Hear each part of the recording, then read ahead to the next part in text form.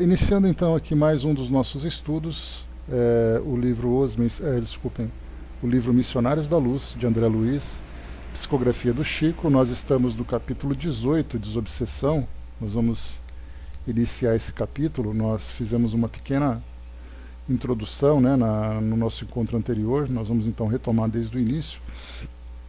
E para contextualizarmos, no nosso encontro anterior também fizemos o 17, Doutrinação. Eu vou ler aqui só um trechinho final para a gente poder lembrar do que foi tratado, né? Era um espírito, uma senhora que pedia ajuda a Alexandre para o filho Marinho, que era um sacerdote, que vivia ainda naquela ilusão, né, das crenças humanas, das crenças materiais, e sofria no plano espiritual. Foi então ele foi conduzido ao grupo mediúnico, incorporou junto com Dona Otávia, que era a nossa médium, e ali ele passou a receber todas as orientações para o seu esclarecimento, inclusive tendo contato com a mãe, e teve o seguinte resultado. Após despedir-se da mãezinha abnegada, que voltou à nossa companhia, o sacerdote conversou ainda por alguns minutos com o dirigente encarnado da reunião, surpreendendo-o com a mudança brusca. Fora obtido, de fato, uma dádiva do Senhor. A dedicação maternal produzira salutares efeitos naquele coração exasperado e desiludido. Marinho não poderia ser arrebatado das sombras para a luz somente em virtude da amorosa cooperação de nosso plano, mas recebeu nosso auxílio fraterno e utilizaria os elementos novos para colocar-se a caminho da vida mais alta. Reconhecia admirado a justiça do pai, que a genitora dedicada não poderia entregar-lhe a colheita de luz que lhe era própria. Contudo, fornecia-lhe valiosa semente, para que ele as cultivasse como bom lavrador. Outros grupos procedentes de outras regiões traziam seus tutelados para a doutrinação, de acordo com o programa de serviço estabelecido previamente. Foram 4 as entidades que receberam os benefícios diretos dessa natureza, através de Otávia e outro médium. Em todos os casos, o magnetismo foi empregado em larga escala pelos nossos instrutores, salientando-se o de um pobre negociante que ainda ignorava a própria morte. Demonstrando ele certa teimosia em face da verdade, um dos orientadores espirituais da condição hierárquica de Alexandre, impondo-lhe sua vontade vigorosa, fê-lo ver à distância os despojos em decomposição. O infeliz, examinando o quadro, gritava lamentosamente, rendendo-se, por fim, à evidência dos fatos. Em todos os serviços, o material plástico recolhido das emanações dos colaboradores encarnados satisfez eficientemente. Não era mobilizado apenas pelos amigos de mais nobre condição, que necessitavam fazer-se visíveis aos comunicantes. Era empregado também na fabricação momentânea de quadros transitórios e de ideias, formas que agiam beneficamente sobre o ânimo dos infelizes em luta consigo mesmos. Um dos necessitados, que tomara o médium sob forte excitação, quis agredir os componentes da mesa em tarefa de auxílio fraternal. Antes, porém, que pusesse em prática o sinistro desígnio, vi que os técnicos de nosso plano trabalhavam ativos na composição de uma forma sem vida própria que trouxeram imediatamente, encostando-a no provável agressor. Era um esqueleto de terrível aspecto que ele contemplou de alto a baixo, pondo-se a tremer humilhado, esquecendo o triste propósito de ferir benfeitores. Depois de trabalhos complexos de nossa esfera, terminou a sessão, com grandes benefícios para todos. Dentro de mim germinavam novos mundos de pensamento. Os trabalhos havidos para cada caso particular constituíam lições diferentes para minha alma, e aturdido pela dilatação da luz, que se fazia cada vez mais intensa e viva no meu círculo mental, reconheci que os gênios celestes poderiam trazer o mais belo e eficiente socorro aos espíritos da sombra, que, movidos de piedade e amor, conseguiriam instalar abundantes celeiros de bênçãos, juntos dos sofredores, mas que, de conformidade com a eterna lei, os necessitados só poderiam receber os divinos benefícios se estivessem dispostos a aderir por si mesmos aos trabalhos do bem. Então aqui, só fazendo uma revisão do que nós vimos anteriormente. Bom dia, Evandro. Então nós tivemos aqui o auxílio a Marinho, aquele espírito então que precisava desse auxílio. Nós vimos aqui que no início vários espíritos foram trazidos e ficavam então restritos naquele campo magnético que foi criado por parte dos desencarnados. Era uma restrição necessária, dada a condição que eles apresentavam. Bom dia, Ajuda. Nós tivemos também depois aquele espírito que, como foi mencionado, destacado por André Luiz, que ele não tinha percebido ainda a sua condição de desencarnado e, portanto, foi demonstrado a ele o seu corpo em decomposição. Foi ampliada a sua visão, que é o que os espíritos fazem, aplicando passes que proporcionam essa mudança na sua percepção. Depois nós vimos também o espírito agressor, que aí então foi criado a partir daquele material oferecido pelos encarnados, daquele fluido, criado então uma imagem que provoque um determinado efeito sobre os espíritos. Nesse caso foi criado então um esqueleto apenas para causar essa impressão naquele agressor, o que fez com que ele ficasse então mais constrangido. Então o que foi mostrado aqui por André Luiz, bom dia, Osmar, o que foi mostrado por André Luiz é a ação desses fluidos, por isso então os médiuns de suporte, fundamental o papel que eles desempenham num trabalho desse.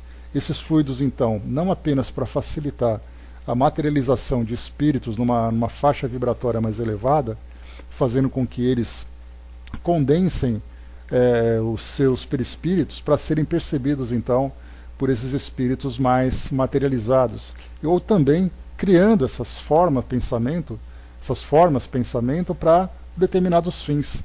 Então, tanto na parte de auxiliar os espíritos a reverem a sua condição, a terem um entendimento diferente. Então aqui termina essa parte de doutrinação, mostrando todos os recursos possíveis para esse tipo de trabalho e o papel dos médiuns também nessa tarefa. Entrando aqui agora então no obsessão, eu coloquei desobsessão em cima no título, mas é obsessão, capítulo 18. Então nós lemos aqui só a primeira parte, só a primeira página, para fazermos aqui uma introdução. Então a gente retoma do início para iniciarmos aqui as nossas reflexões.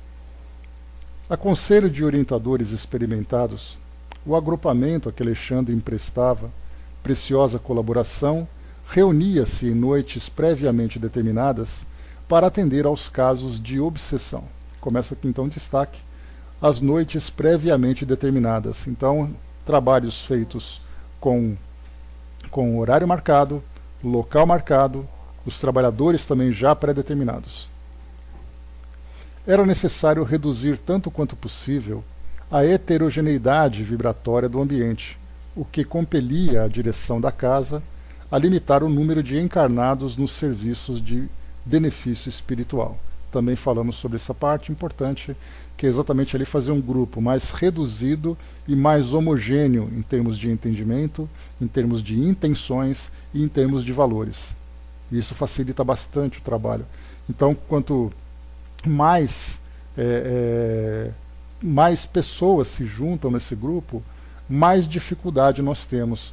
Porque, por exemplo, nós temos aqui no nosso grupo essa quantidade de pessoas, estamos aqui em 13 participantes. Se por acaso nós fizéssemos um estudo com 50 pessoas, nós provavelmente teríamos dificuldades, porque aí nós teríamos opiniões diferentes, pessoas com ideias diferentes, aquela participação confusa. Então, quer dizer, quanto menor o grupo, mais fácil é fazer esse ajuste. Para esse trabalho em que nós entramos ali num campo muito mais sutil, falando sobre o pensamento, falando sobre as energias, as vibrações, então quanto mais amplo o grupo mais problemas se enfrenta.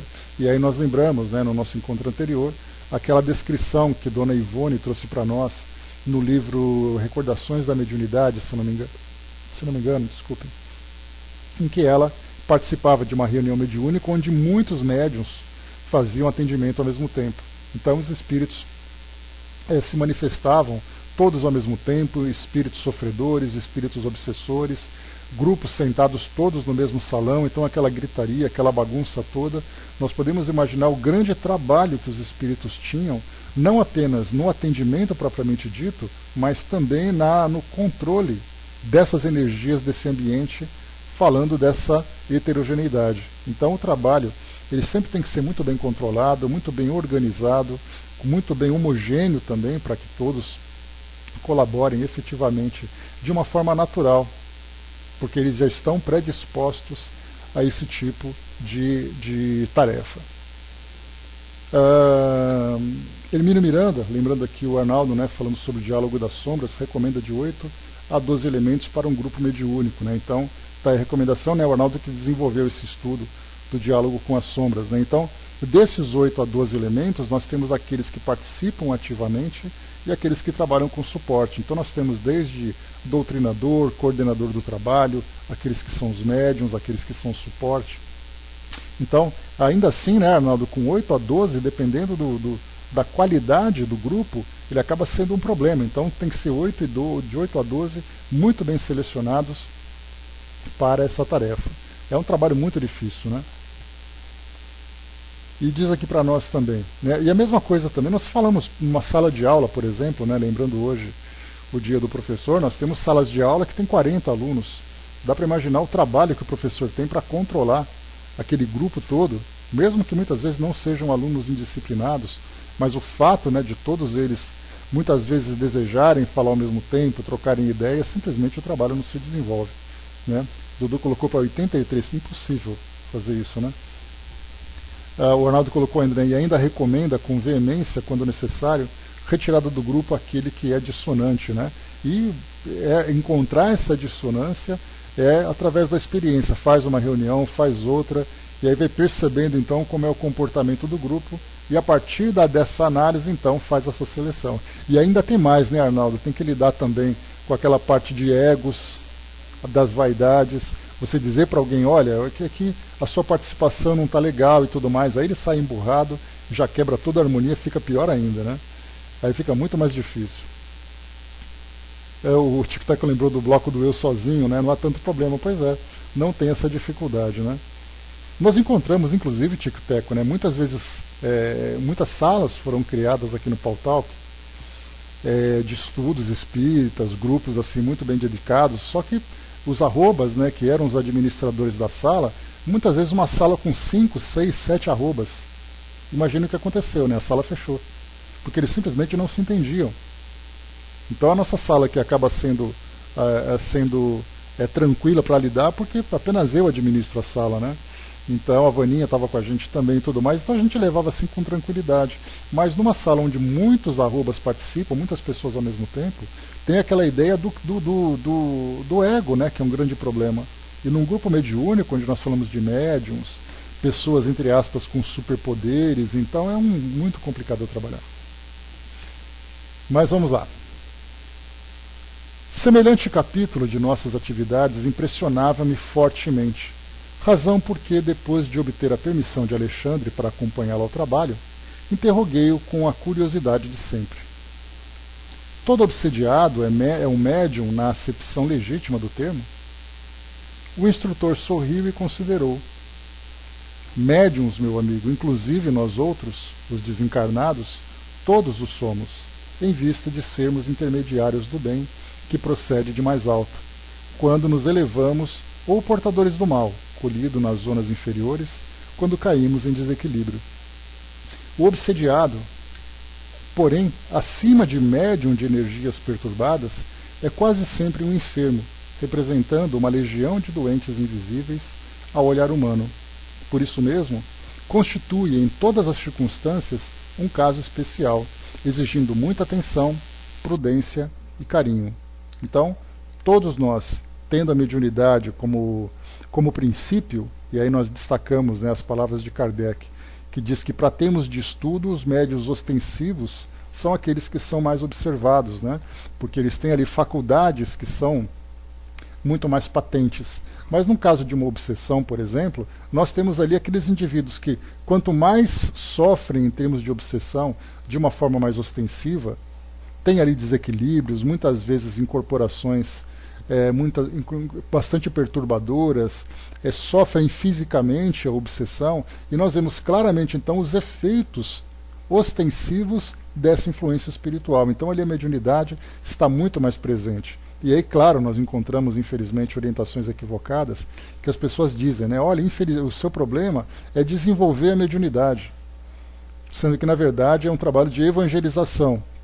Né? Porque o controle da mediunidade, dessa parte de educação, não vai necessariamente evitar que haja uma obsessão, mas é a própria evangelização do indivíduo que vai fazer com que haja essa transformação. Então, fazendo ali o trabalho conjunto, né? Ele se evangelizar e compreender a faculdade que ele possui. E a partir dali, então, ele, né, dá o destino que é do seu interesse. Continuando, então. Levando as conversações ouvidas entre os companheiros encarnados, cooperadores assíduos do esforço de Alexandre e outros instrutores, acrescentei: pelo que me diz, compreendo as dificuldades que envolvem os problemas alusivos à cura. Entretanto, recordo-me do otimismo com que os nossos amigos comentam a posição dos obsediados que serão trazidos a tratamento. O generoso mentor fixou um sorriso paternal e observou: eles, por enquanto, não podem ver senão o ato presente do drama multissecular de cada um. Não ponderam que obsediado e obsessor são duas almas a chegarem de muito longe, extremamente ligadas nas perturbações que lhes são peculiares. Nossos irmãos na carne procedem acertadamente, entregando-se ao trabalho com alegria, porque de todo esforço nobre resulta um bem que fica indestrutível na esfera espiritual. No entanto, deveriam ser comedidos nas promessas de melhoras imediatas no campo físico. E, de modo algum, deveriam formular julgamento prematuro em cada caso, porquanto é muito difícil identificar a verdadeira vítima com a visão circunscrita do corpo terrestre. Né? Então, o que André Luiz recebe de orientação aqui de Alexandre é que, para os trabalhos de desobsessão, aqueles que trabalham na avaliação do caso, no atendimento fraterno, nos grupos mediúnicos, né, eles não podem simplesmente fazer um julgamento prematuro e da mesma forma também não podem fazer promessas dizendo que basta ali 10 sessões de passes e depois a evocação do espírito que todo o problema vai se resolver. Porque nesse caso nós encontramos, né, na maioria dos casos, uma relação problemática que se arrasta durante muito tempo. Como foi colocado para nós aqui, relações seculares, né, multisseculares, que nós encontramos em algumas situações ali de obsessão. Cheguei até a mencionar para vocês aquela experiência da reunião mediúnica de desobsessão que foi filmada, e nós tivemos ali um caso então de espíritos que tinham ali 2 ou 3 encarnações em que a situação acabava se arrastando. Tivemos também na mesma história de Dona Ivone, né, quando ela conta os dramas da obsessão, naquele livro, ela fala para nós daquele grupo, né, de indivíduos que eram judeus, outros eram cristãos, católicos em especial, que ali tiveram 4 séculos de um drama realmente doloroso, porque houve ali uma execução, houve crimes, desejo de vingança. Então ali 4 séculos se arrastando, e aí então depois acha que simplesmente vou lá naquele centro espírita que fica ali na esquina da minha casa, passo por um trabalho de desobsessão e o problema vai se resolver. Então essas promessas, esses cuidados são extremamente importantes, né, de serem avaliados.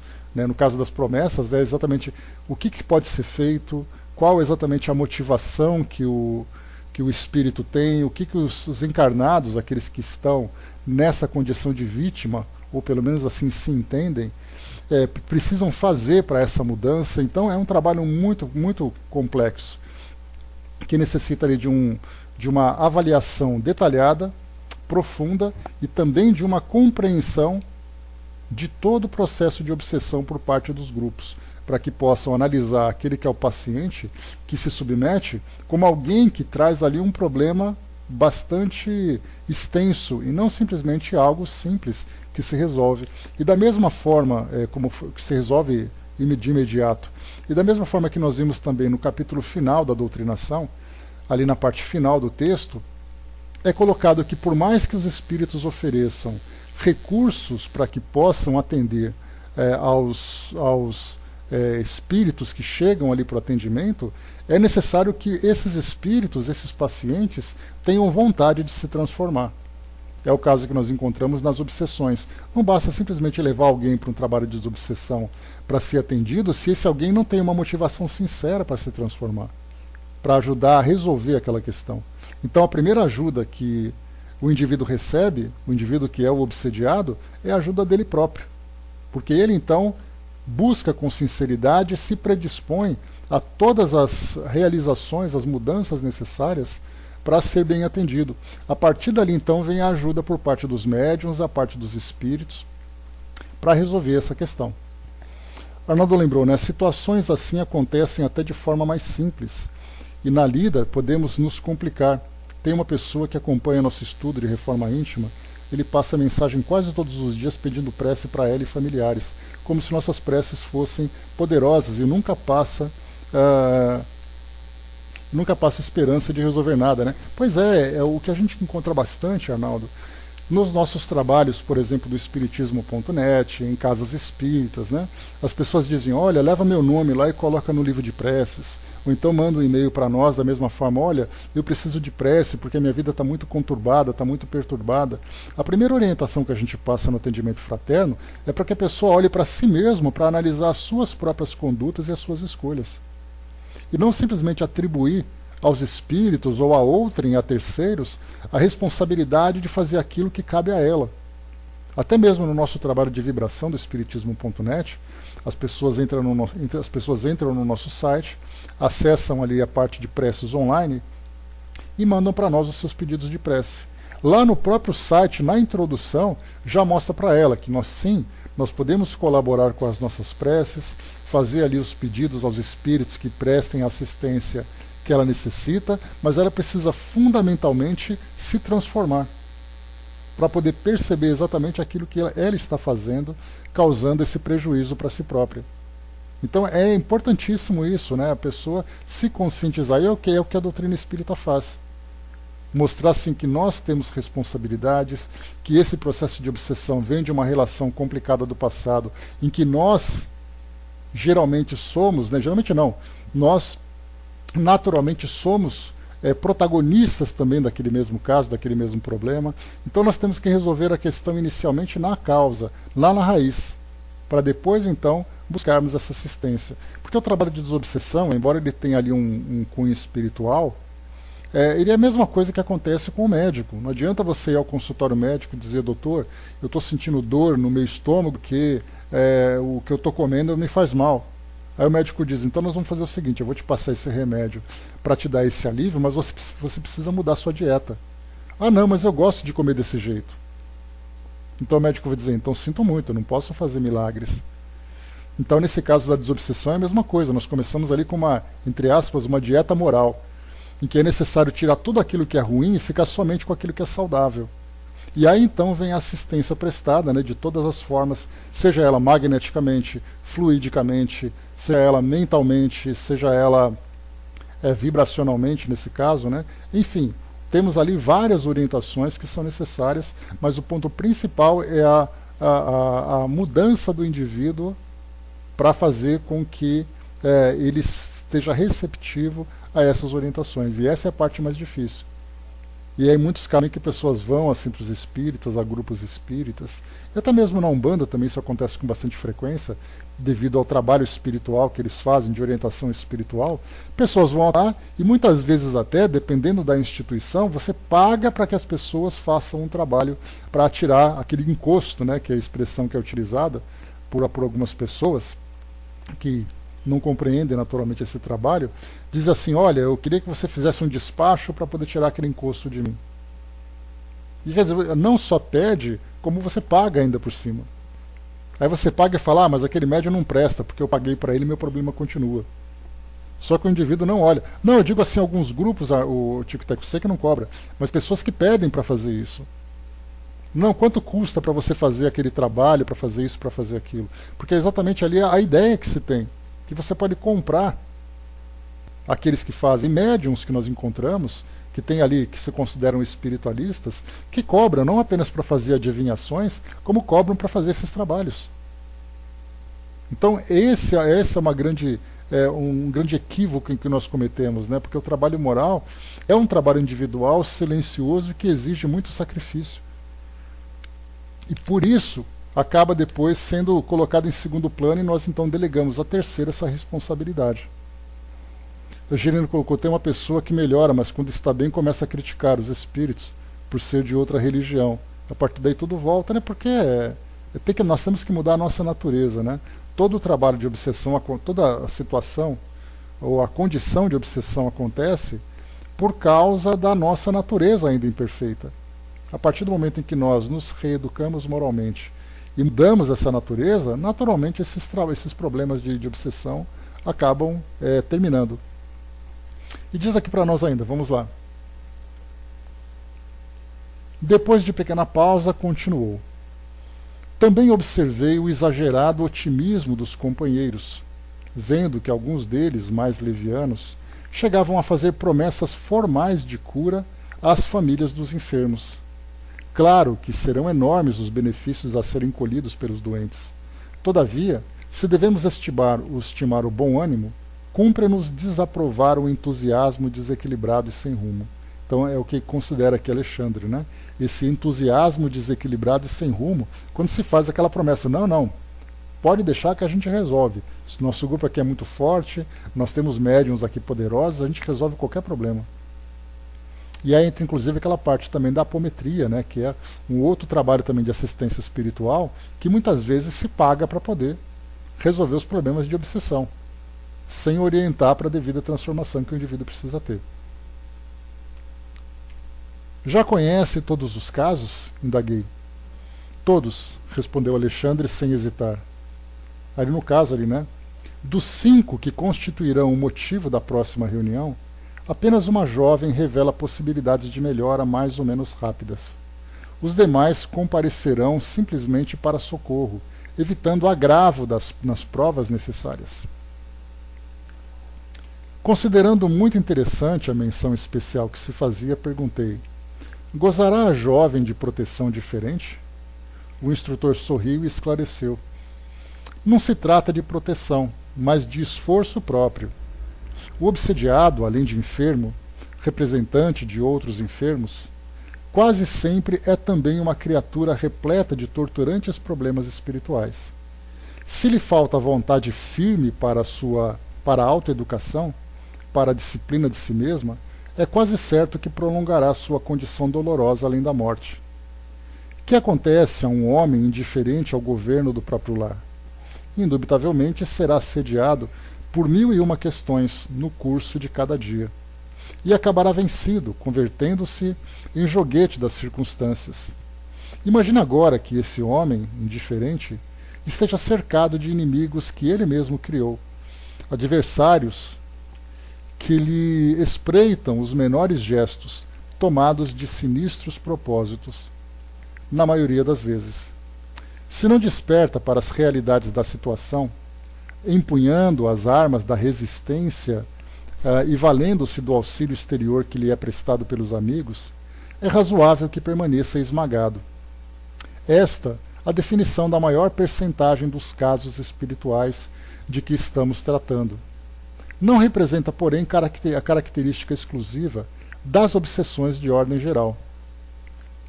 Existem, igualmente, os processos laboriosos de resgate, em que, depois de afastados os elementos da perturbação e da sombra, perseveram as situações expiatórias. Em todos os acontecimentos dessa espécie, porém, não se pode prescindir da adesão dos interessados diretos na cura. Então, até aqui ele diz que nós temos, então, os casos de obsessão, nós temos, depois dos casos de obsessão, as expiações e as provas que são necessárias aos indivíduos, que aí nesse caso nós excluímos as obsessões e mantemos, por exemplo, né, as dificuldades que o espírito criou no passado e que traz para ele as consequências. E a terceira parte, a necessária participação dele nesse trabalho de transformação. Vai com Deus, Diva. Até a próxima, então. Fica com Deus. Diz aqui ainda para nós: se o obsediado está satisfeito na posição de desequilíbrio, há que esperar o término de sua cegueira, a redução da rebeldia que lhe é própria, ou o afastamento da ignorância que lhe oculta a compreensão da verdade. Ante obstáculos dessa natureza, embora sejamos chamados com fervor por aqueles que amam particularmente os enfermos, nada podemos fazer, senão semear o bem para a colheita do futuro, sem qualquer expectativa de proveito imediato. O instrutor imprimiu ligeiro intervalo à conversação e, porque visse minha necessidade de esclarecimento, prosseguiu. A jovem a que me referi está procurando a restauração das forças psíquicas por si mesma. Tem lutado incessantemente contra as investidas de entidades malignas, mobilizando todos os recursos de que dispõe no campo da prece, do autodomínio, da meditação.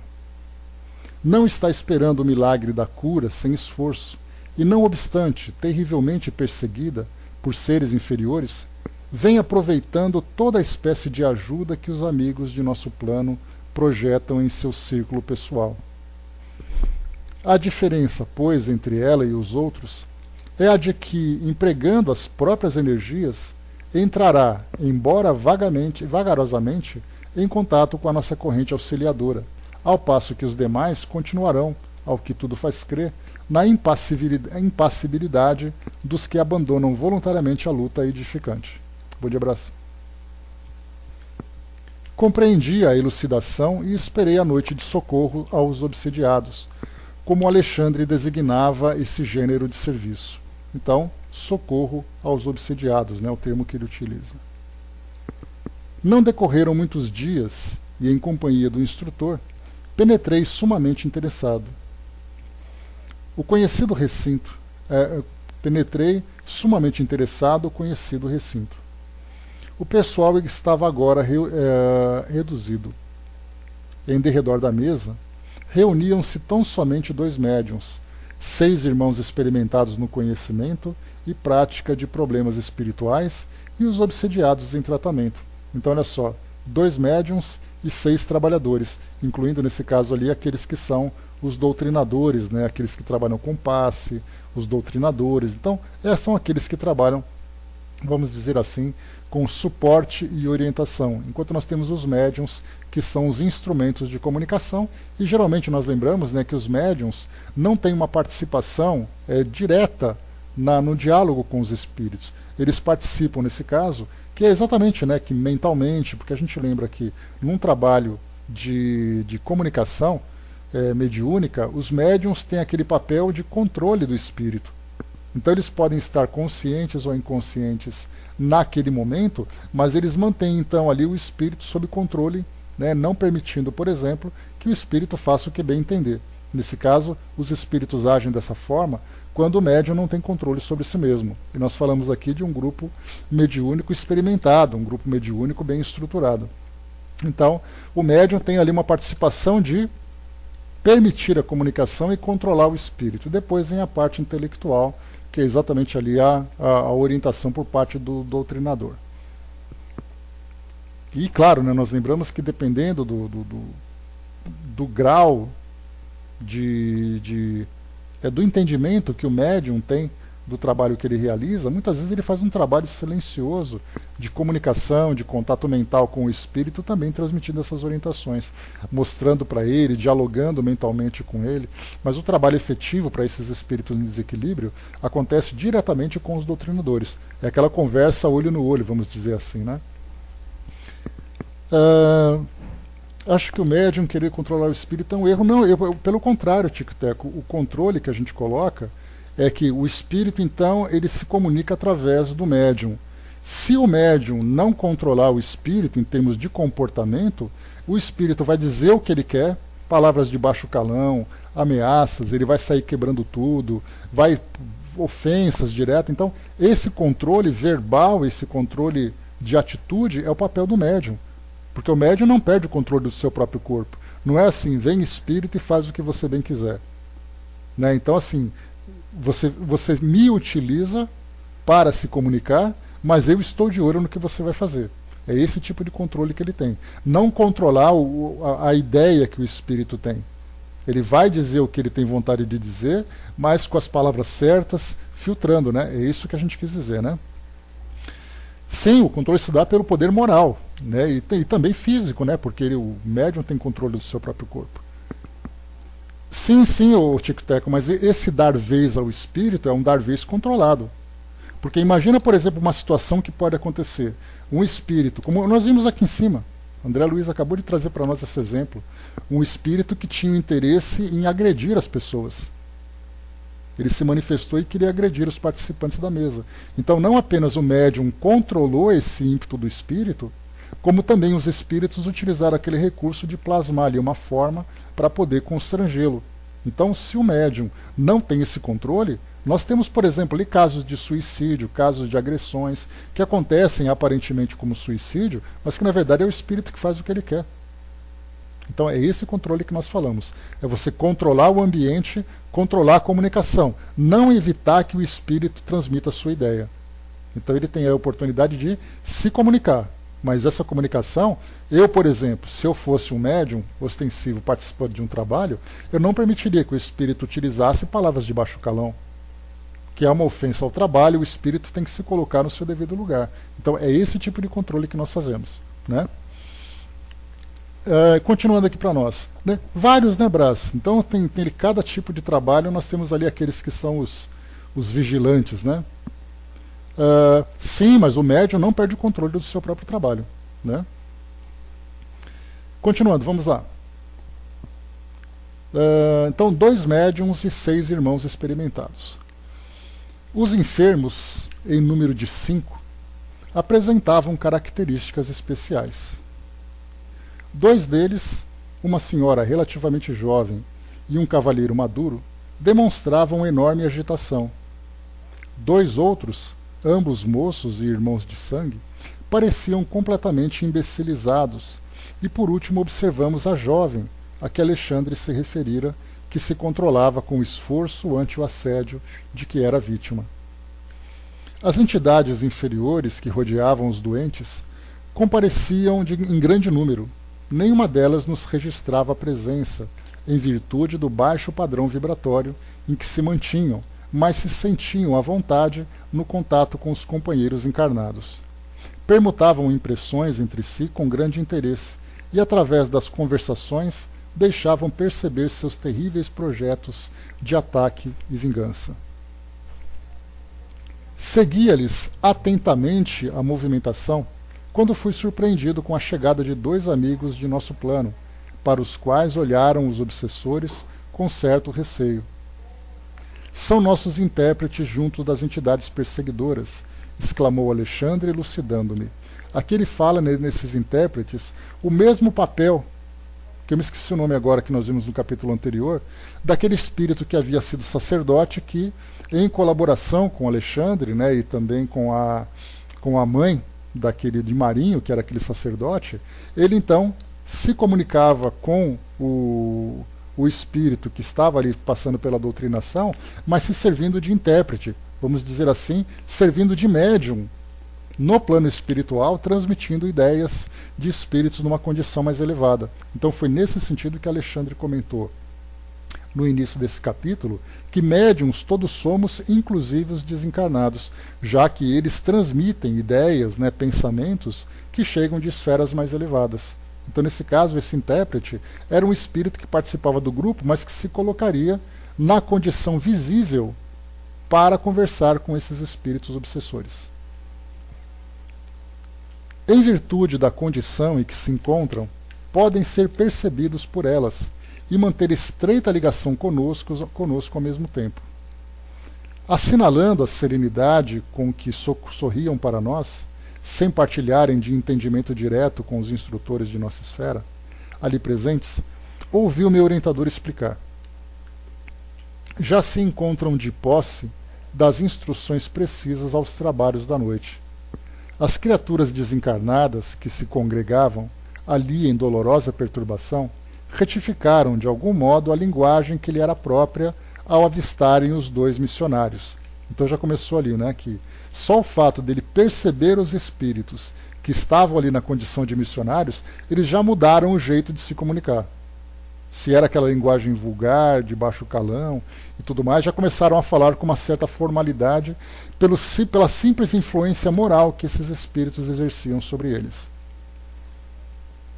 Verifiquei, pela modificação à vida, que ambos já eram conhecidos de todas. Um dos obsessores, evidentemente cruel, falou com tom discreto a um dos companheiros. Estão chegando os pregadores. Oxalá não nos venham com maiores exigências. Não sei o que desejam esses ministros, respondeu o interlocutor algo irônico, porque afinal de contas, conselho e água dão-se a quem tem sede.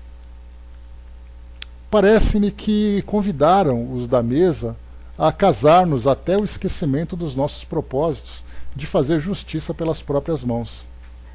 Palavras o vento leva, aduziu o outro. A essa altura, os novos amigos entravam em palestra com as entidades da sombra. Um deles dirigiu-se a uma senhora desencarnada, em tristes condições, que se ligava a um dos obsediados em posição de idiotia, e falou-lhe bondoso.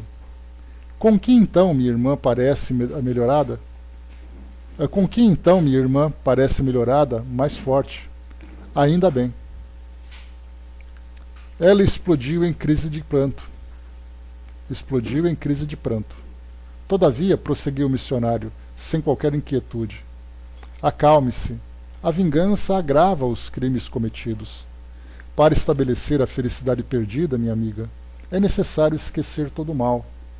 Enquanto abrigar pensamentos de ódio, não poderá atingir as melhoras que deseja.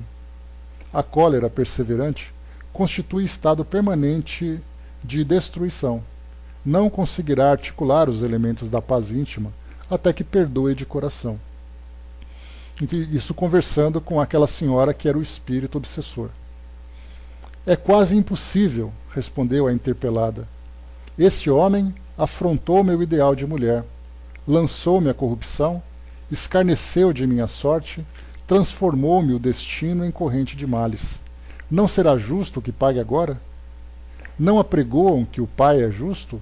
Eu não vejo, porém, o Pai, e preciso fazer justiça, usando minhas próprias forças. E porque o doutrinador desencarnado a fitasse compadecido, murmurou: e se fosse o Senhor a mulher? Ponha-se no meu caso e pense como procederia. Prontificar-se-ia a desculpar os malvados que lhe atiraram lama ao coração? Cerraria as portas da memória a ponto de anestesiar os mais belos sentimentos do caráter?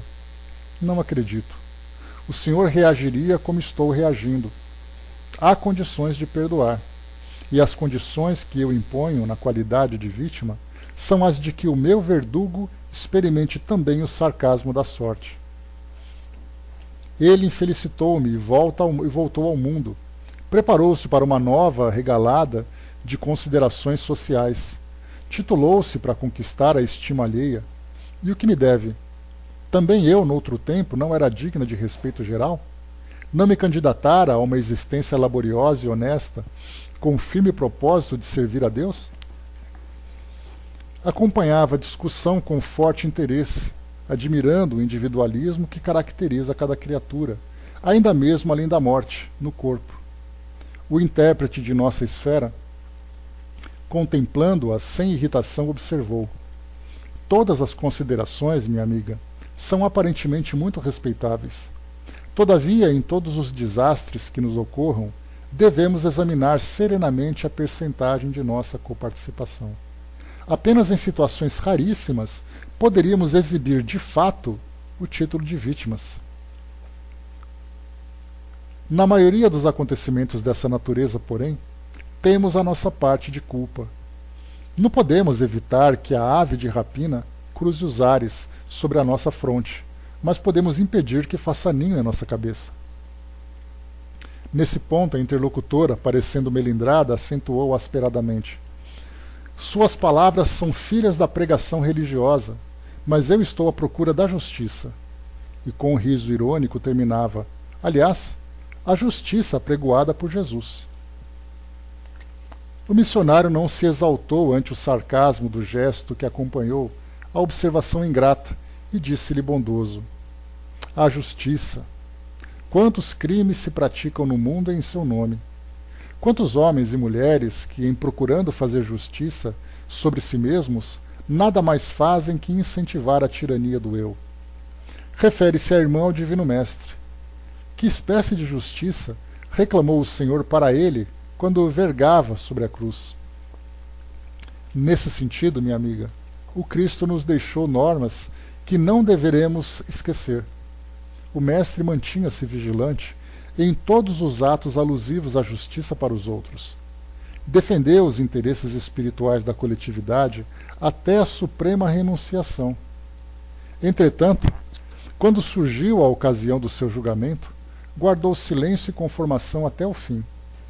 Naturalmente não desejou o Mestre, com semelhante atitude, desconsiderar o serviço sagrado dos juízes retos no mundo carnal, mas preferiu adotá-la, estabelecendo o padrão de prudência para todos os discípulos de seu Evangelho, nas mais diferentes situações.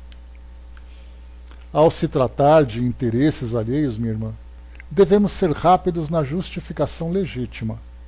Entretanto, quando os assuntos difíceis e dolorosos nos envolvem o eu, convém moderar todos os impulsos de reivindicação. Nem sempre a nossa visão incompleta nos deixa perceber a altura da dívida que nos é própria. E, na dúvida, é lícita a abstenção. Acredita que Jesus tivesse algum débito para merecer a sentença condenatória? Ele conhecia o crime que se praticava, possuía sólidas razões para reclamar o socorro das leis. No entanto, preferiu silenciar e passar, esperando-nos no campo da compreensão legítima. É que o Mestre, acima do olho por olho, das antigas disposições da lei, ensinou o amai-vos uns aos outros, praticando-o invariavelmente. Confirmou a legalidade da justiça, mas procurou a divindade do amor. Mostrou que será sempre heroísmo o ato de defender os que merecem, mas se absteve de fazer justiça a si mesmo, para que os aprendizes da sua doutrina estimassem a prudência humana e a fidelidade divina, nos problemas graves da personalidade, fugindo aos desvarios das paixões do eu, que as paixões do eu podem desencadear nos caminhos do mundo. A interlocutora, em face da argumentação veementemente bela, emudeceu fortemente impressionada. E Alexandre, que seguia também comovido as explicações do intérprete, observou-me. O trabalho de esclarecimento espiritual depois da morte, entre as criaturas, exige de nós outros muita atenção e carinho. É preciso saber semear na terra abandonada dos corações desiludidos que se afastam da crosta sob a tempestade do ódio e a angústia desconhecida. Diz o livro sagrado que no princípio era o Verbo. Também aqui, diante do caos desolado dos espíritos infelizes, é preciso utilizar o Verbo no princípio da verdadeira iluminação. Não podemos criar sem amor, e somente quando nos preparamos devidamente, edificaremos com êxito para a vida eterna. Então, o que é colocado aqui, a importância desse esclarecimento e o tato que os espíritos precisam ter para falar a esses corações, porque nesse caso, quando nós encontramos espíritos endurecidos, seja em que condição for, de encarnado ou desencarnado, nós vamos falar de algo relacionado com justiça, com amor, com compreensão, mas nós estamos falando isso para um coração endurecido, que exatamente se encontra desiludido dessa mesma justiça e desse amor ao próximo. Então, por isso, há necessidade de um preparo muito grande para esse tipo de conversação, principalmente nesses casos, onde há doutrinação. Nós estamos falando aqui de um doutrinador na condição de desencarnado, que, embora recebendo a inspiração desses amigos, dessa condição mais elevada, o trabalho dele ali também, ele não é simplesmente uma marionete. Ele é alguém que traz ali a sua colaboração, que acaba depois tendo ali valores agregados de espíritos mais elevados. A mesma coisa acontece aqui entre nós também. Quantas vezes nós temos doutrinadores, histórias de trabalhos feitos em reuniões de desobsessão, em que acaba virando uma disputa de egos entre o espírito e o doutrinador. Porque o doutrinador diz uma coisa, o espírito diz outra. Aí começa então querendo aquele debate, né, sem ter aquela compreensão. E foi o que nós vimos lá no capítulo anterior da doutrinação, quando então aquele espírito que ajudava Alexandre a conversar com aquele sacerdote, com o Marinho, naquele momento em que ele trazia aquela palavra, o espírito deu uma resposta mostrando esse endurecimento, vamos dizer assim. E aí então Alexandre deu aquela soprada naquele espírito dizendo, não discuta. Então ele rapidamente silenciou, mudou o assunto, porque a ideia era retirá-lo daquele local para que ele então fosse levado à reunião mediúnica, mas ele precisava fazer isso por vontade própria. E aí então nesse momento, quer dizer, não se discuta, porque o espírito vivenciou experiências que não adianta simplesmente queremos fazer com que ele mude de ideia sem trazer ali o devido esclarecimento, sem conduzi-lo por um caminho onde essa compreensão vai ser gradualmente construída e não simplesmente lançada como se ele fosse deixar de sentir o que ele sente pelo fato de alguém lhe ter dito alguma coisa. E nós encontramos esses tipos de discussões em várias situações do nosso dia a dia. Nesses momentos, né, onde nós temos ali aflorada na nossa sociedade a ideia da política. Então, debates políticos, quer dizer, você fala uma coisa, o outro fala outra defendendo uma ideologia, o outro vem e traz uma ideologia, chega uma hora que você diz, não, a ideia dele já está pronta.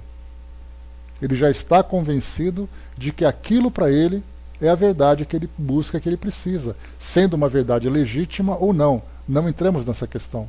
Mas a partir do momento em que ele tem essa verdade construída dentro dele mesmo, há a necessidade de uma argumentação muito sensível, de uma argumentação muito cuidadosa para trazer isso, né?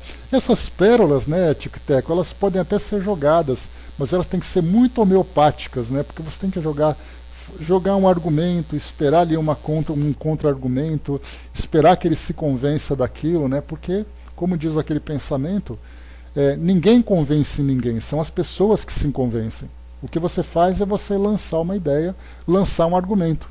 O modo como ela vai receber esse argumento depende dela.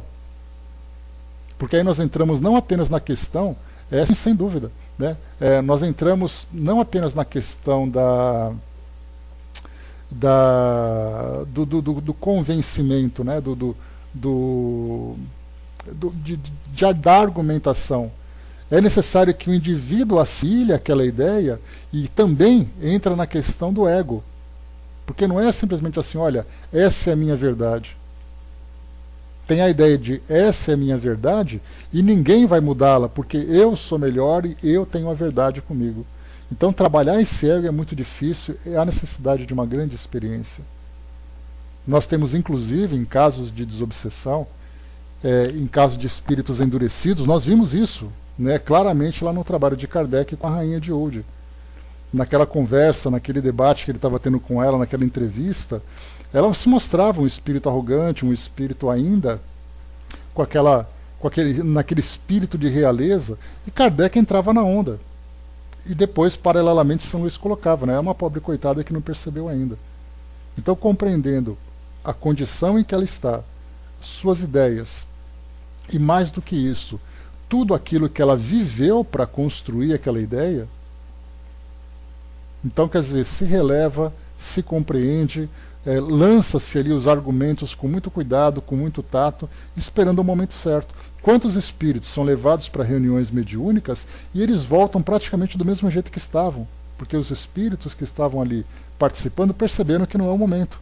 Então, nesse caso, deixa ele então primeiro vivenciar suas experiências, vamos tentar demovê-los por outros recursos, colocando em contato espíritos que eram familiares, fazendo com que ideias sejam reavivadas na sua memória, para depois então vir a ideia da argumentação. É um trabalho muito difícil. Até porque nós lembramos sempre que muitos espíritos que chegam no mundo espiritual nessa condição de endurecimento são espíritos muito inteligentes. Muito inteligentes. É um jogo de xadrez. É um jogo de xadrez com gênios ainda por cima. Em que cada lance é calculado, previsto, analisado. É um jogo assim de ideias muito difícil.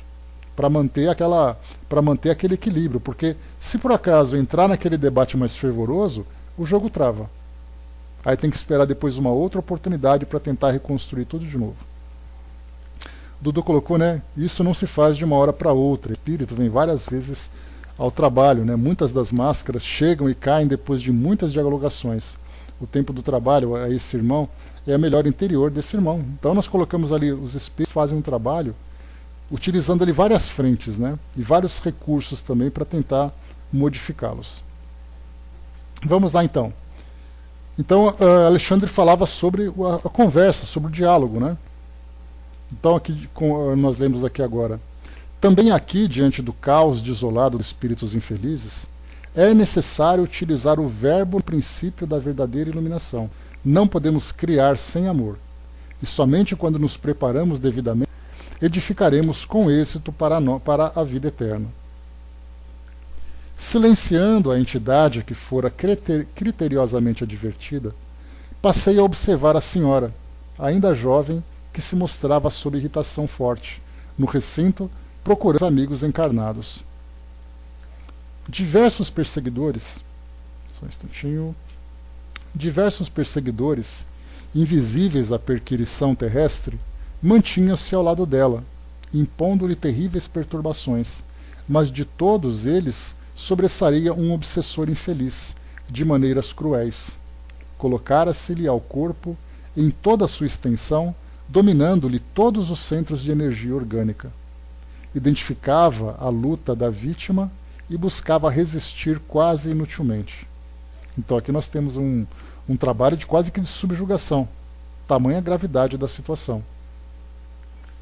Meu bondoso orientador percebeu minha estranheza e explicou. Este, André, representa um caso de possessão completa. Aqui nesse caso a gente percebe que é um caso de subjugação, né, como Kardec coloca, porque possessão a gente lembra, já estudou sobre isso, é aquela substituição, né? E dirigindo-se ao intérprete que argumentava momentos antes, recomendou-lhe estabelecer ligeiro diálogo com o perseguidor temível para que eu ajuizasse quanto ao assunto. Sentindo-se tocado pela destra carinhosa de nosso companheiro, o infortunado gritou: Não me venha ensinar o caminho do céu. Conheço minha situação e ninguém pode deter o meu braço vingador. Não desejamos forçá-lo, meu irmão, acentuou o amigo com serenidade evangélica. Tranquilize-se. Enquanto alimentar propósitos de vingança, será castigado por si mesmo. Ninguém o molesta, senão a própria consciência. As algemas que o prendem à inquietude e à dor foram fabricadas pelas suas próprias mãos. Nunca, bradou o desventurado, nunca. E ela? O fez acompanhar a pergunta a terrível expressão e continuou. O Senhor que prega a virtude justifica a escravidão de homens livres? Acredita no direito de construir senzalas para humilhar os filhos do mesmo Deus? Essa mulher foi perversa para todos nós. Além do meu esforço vingador, vibram de ódio outros corações que não a deixam descansar.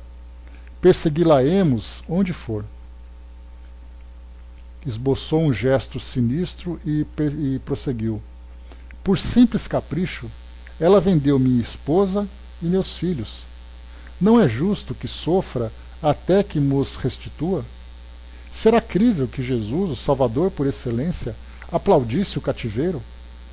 Aqui nós falamos um caso de escravidão no passado, e esse espírito então se mostra como sendo um daqueles escravos, assim como também vendo a sua família e outros espíritos que vieram então buscar vingança contra ela. O nosso intérprete, muito calmo, obtemperou.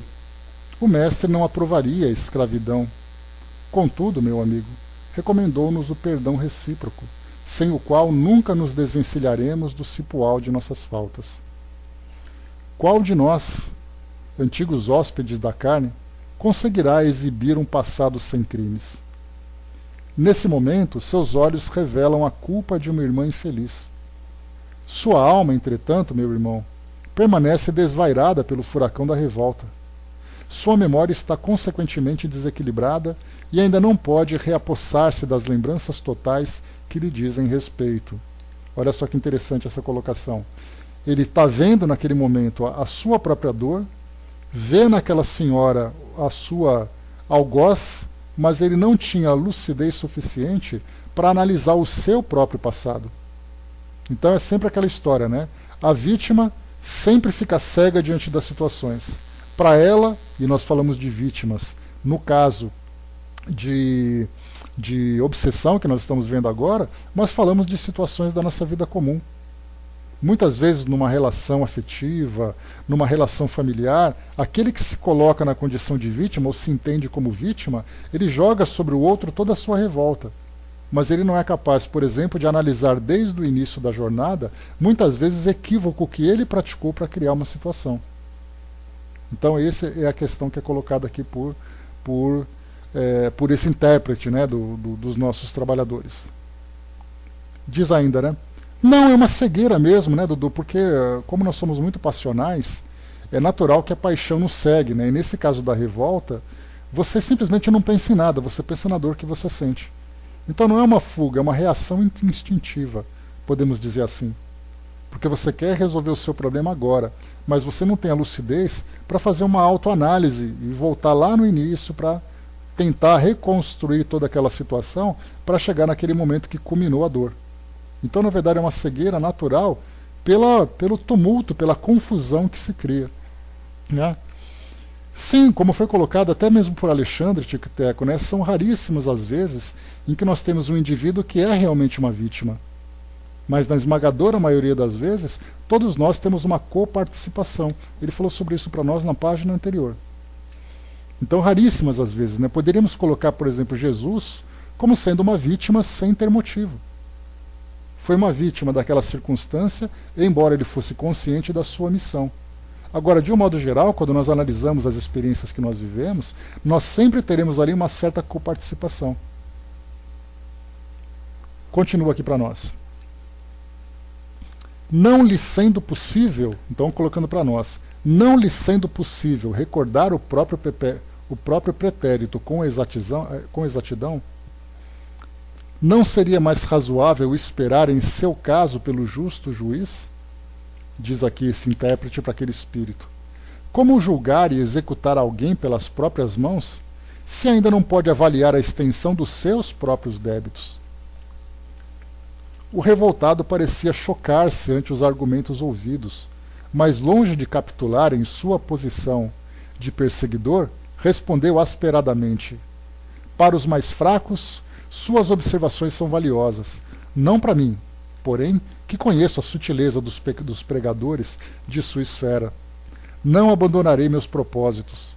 Minha situação não se resolverá com simples palavras. Nosso companheiro, compreendendo o amadurecimento do antagonista e apiedando-se-lhe da ignorância, continuou em tom fraterno. Não se trata de sutileza, e sim de bom senso. Aliás, não desejo retirar-lhe as razões de natureza individualista, mesmo porque vigorosos laços unem-lhe a influenciação à mente da vítima.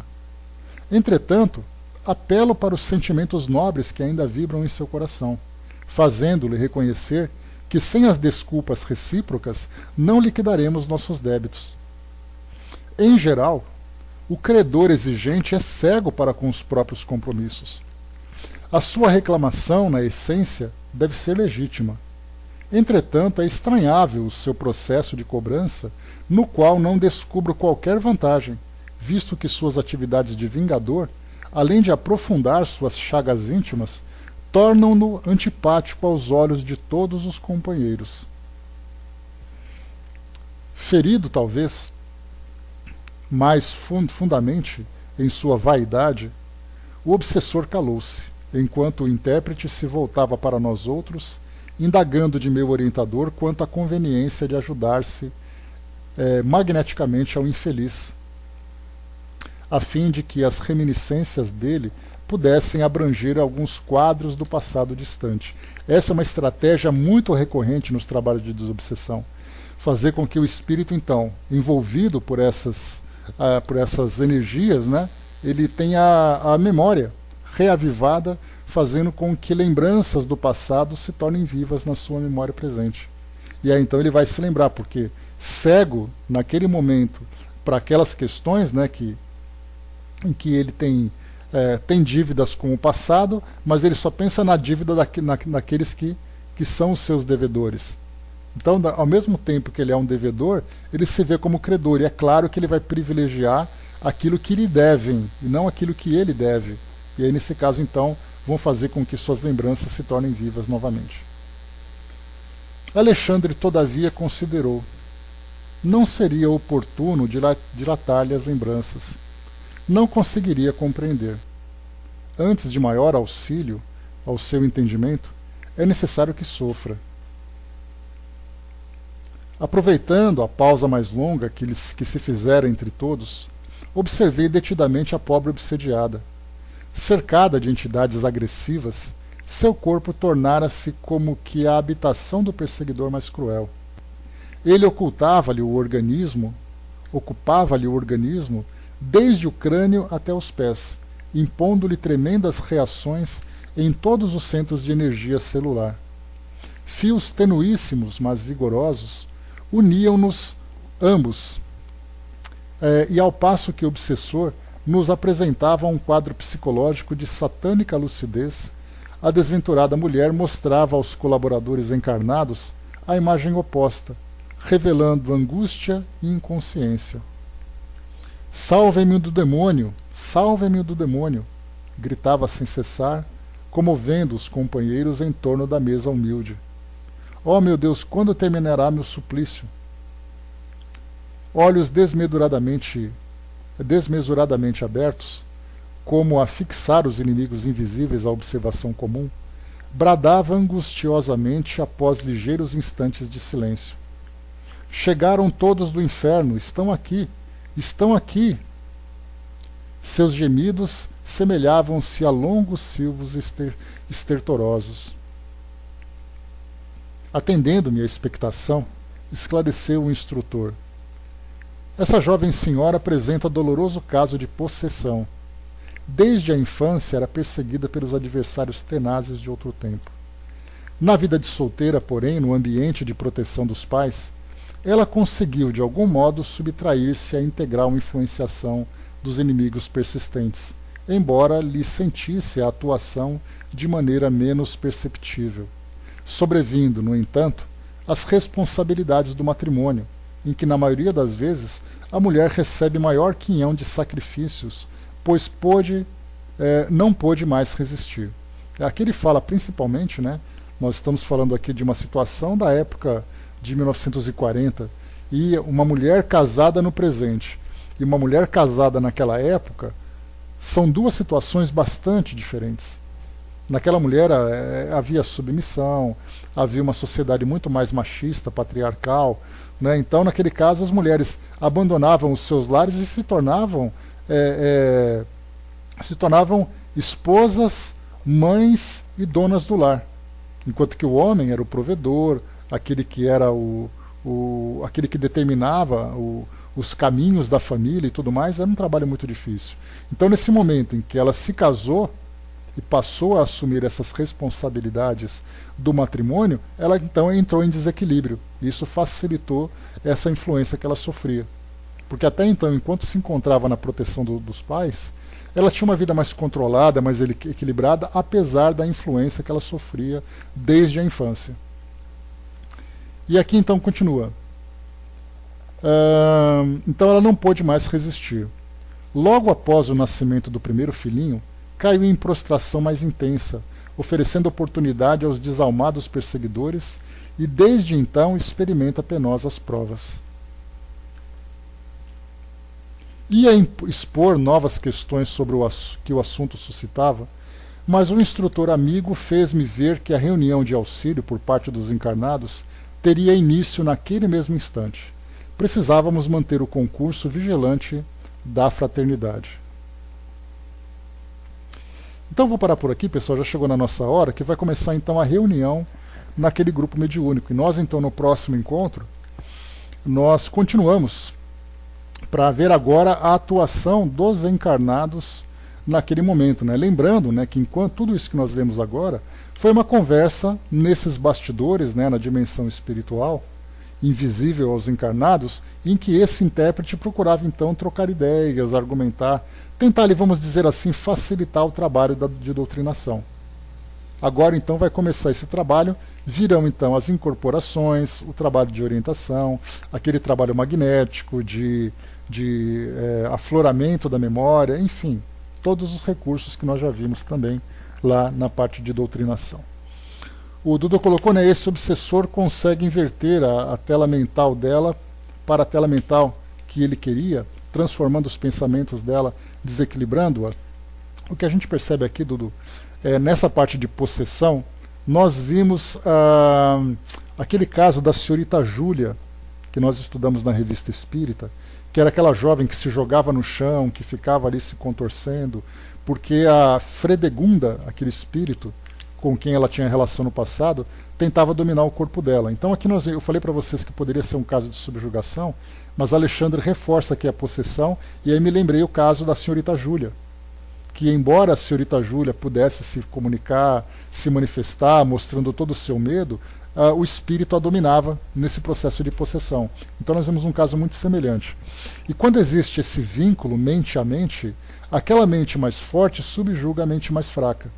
E aí então, no caso de uma obsessão, eu transmito para o espírito a quem eu estou subjugando todas as minhas ideias, o meu desejo de vingança, as lembranças daquilo que aconteceu. Então é como se nós fizéssemos ali uma transferência de ideias. E nesse caso ele não apenas transmite os seus próprios sentimentos, como ele foca muitas vezes em um ponto ou outro, para que se torna mais doloroso para o obsediado, para que ele fique relembrando aquela situação. É aquele pesadelo contínuo que nunca termina. E nesse caso dessa jovem, que estava sendo obsediada, ela estava sendo atormentada por lembranças, por imagens, que ela nem se recordava mais, porque era de uma existência anterior. Porque ela reencarnou agora, tinha ali uma vida diferente, mas era aquele tormento que ela vivenciava, que ela não sabia o que era. E ela acabava então rotulando os espíritos como sendo demônios. Então não apenas a parte física e energética que acabava sendo ali sendo envolvida nessa situação, mas a parte mental e emocional principalmente, porque essa é a parte mais dramática que o obsediado vive nesse grau de obsessão. A Angelina lembrou aqui, né, a todos que estão na sala, peço licença, vai com Deus então, Angelina. Tico Té colocou, né, esses dramas demonstram os efeitos dos crimes, os custos deles, né, a intensidade do processo, né, Tico Teco. A gente acaba vendo. Então nós tivemos, aqui no Brasil, por exemplo, nós acabamos encontrando com mais intensidade, porque é algo que atingiu bastante a nossa sociedade, foi essa parte da escravidão. Muitos ex-escravos, né? Deixa eu ver aqui. Assim, né? O que nós vemos assim aqui no Brasil é a parte da escravidão. Muitos ex-escravos vão então em busca de vingança pelo fato por aquilo que eles sofreram, por aquilo que as famílias sofreram, né? Suas famílias sofreram com separação, com castigos e tudo mais, eles voltam então para buscar a sua vingança. Mas nós podemos trazer ali paralelos, como por exemplo na Segunda Guerra Mundial. Dá para a gente imaginar quantos judeus que foram executados, que buscaram vinganças contra os seus algozes, que eram os nazistas? Então, quer dizer, nós encontramos hoje situações... Então, como eu falei para vocês, muitos dos espíritos que viveram na Europa naquele tempo acabaram reencarnando naquele mesmo lugar, porque era ali o ambiente onde eles tinham ali os seus compromissos, né? Alemanha, Polônia e outros países da Europa. A mesma coisa acontece numa relação que nós tínhamos na Segunda Guerra Mundial, uma relação extremamente dramática entre japoneses e chineses. Os japoneses naquela época invadiram o Japão. E eles eram extremamente cruéis com mulheres, crianças, com homens, com famílias. Então nós ficamos imaginando quantos chineses acabam obsidiando também, da mesma forma, outros japoneses nessa encarnação atual, sendo que é algo que aconteceu anteriormente. Então, assim, em cada região do planeta, nós encontramos esses dramas coletivos, porque nós temos os dramas pessoais. É aquela coisa que a gente viu aqui agora, né? Uma mulher que estava obsediando um homem. Nesse caso, o homem, então, tinha desvirtuado, jogado na lama, como ela comentou, né? Então, nesse caso, foi um drama pessoal. Mas nesses dramas cometidos que nós encontramos, de escravidão, de guerras, de perseguições que nós temos, quantos casos de obsessão acontecem por causa disso? Então, temos que ter essa visão ampla, porque quando nós pensamos em obsessão, e nós vemos esses casos que são relatados, nós nos esquecemos de tudo aquilo que a humanidade viveu, e nós tratamos então de expiações coletivas, como Kardec já falou sobre isso, naquele importante artigo que nós já estudamos lá no livro Obras Póstumas. Então cada grupo tem ali o seu drama pessoal, o seu drama familiar e o seu drama coletivo. Então, por isso que nós então acabamos vendo que enquanto a humanidade não se transformar moralmente, nós continuaremos ainda sofrendo as consequências, né, desse nosso passado tão doloroso que nós vivemos. Então, meus amigos, encerrando por aqui o nosso estudo, nós paramos aqui então na página 194, quando então vai começar a reunião de desobsessão do nosso grupo, né? Por enquanto só